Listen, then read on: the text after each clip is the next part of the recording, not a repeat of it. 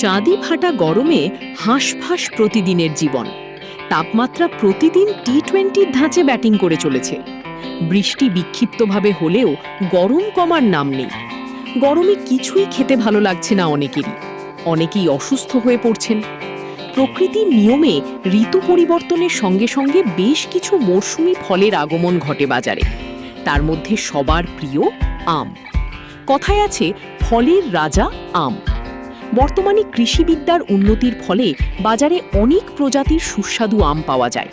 রূপ, রস, গন্ধে এ বলে আমায় দেখ আর ও বলে আমায়। বাজারে চাহিদা অনুযায়ী দামেরও ফারাক লক্ষ্য করা যায়।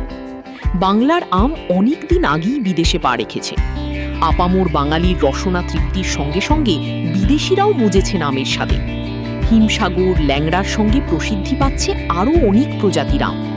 এর মধ্যে আম্রপালি একটা জায়গা করে নিয়েছে আমের বাজারে। সম্প্রতি প্রায় 1.5 মেট্রিক টন টাটকা আম্রপালি পাড়ি জমালো বিলেতে। ঝাড়খণ্ডের সিমদেগা জেলার মূলত মহিলাদের উদ্যোগে তৈরি আম্রপালি কলকাতা থেকে রপ্তানি হল ইউনাইটেড কিংডমের উদ্দেশ্যে।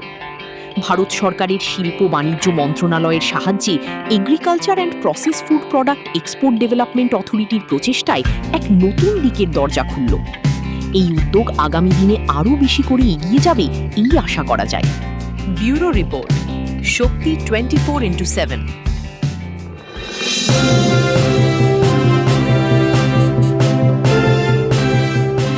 আপনারা দেখছেন শক্তি 24x7, voice of truth, power of people.